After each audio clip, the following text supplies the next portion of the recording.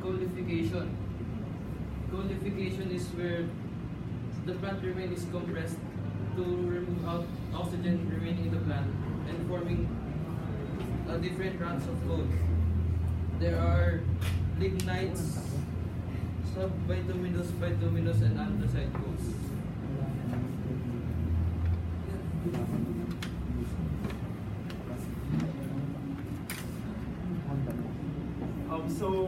Additional lang sa pinaliwanag niya. Para malinaw, the beatification is basically turning your plant remains on the surface into peat. So, ang end product sa beatification is peat. While the end product in qualification, gaya ng sabi niya, is sa peat kasi there's still no extreme heat or pressure being applied. Ang nangyayari lang sa beatification is decomposition of the plant remains by bacteria and also by anaerobic bacteria, gaya ng sinabi kanina. While the qualification, there is an intervention of the factors heat and pressure. So, nagko-compress na yung decomposed plant remains by heat and pressure. So, kaya siya nagiging sedimentary rock because it undergoes, yun nga, extreme pressure then and extreme pressure and heat. So, ang mangyayari dun ngayon is magko-compress siya and then lahat ng oxygen, other compounds, may squeeze out doon sa peat mo.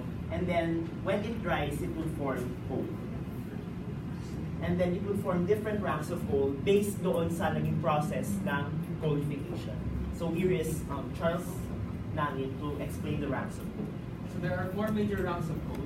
Rank refers to the steps in slow process of forming coal called qualification, where plant remains are being compressed, heated, dried, or made cartilage. So the first rank is anthracite, the highest rank of coal.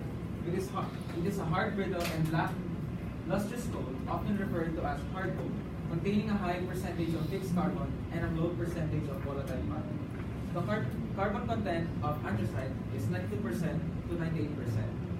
It has a high density.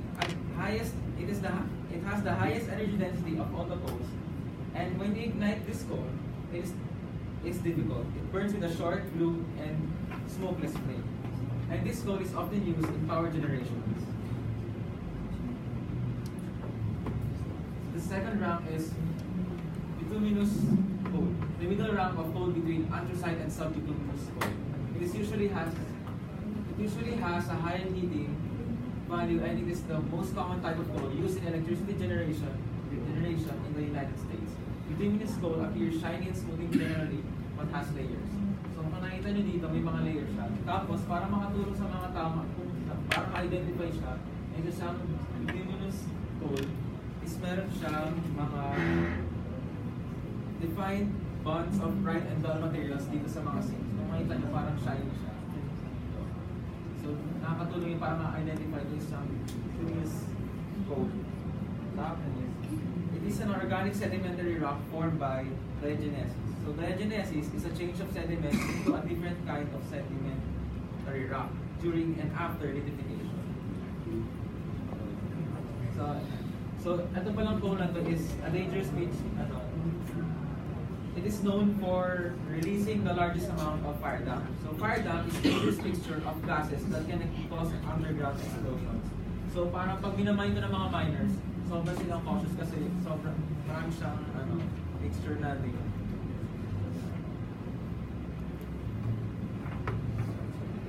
So the next rank is sub-bituminous coal. It is the middle rank coal between the bituminous coal and lignite. It is black in color and dull, not shiny, and has a higher heating value than lignite.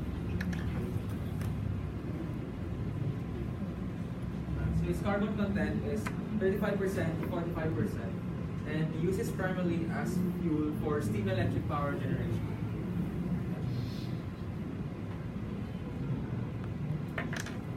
So the last rank is lignite. It is the lowest rank of coal. It's also called brown coal. It has the least concentration of carbon among all the ranks.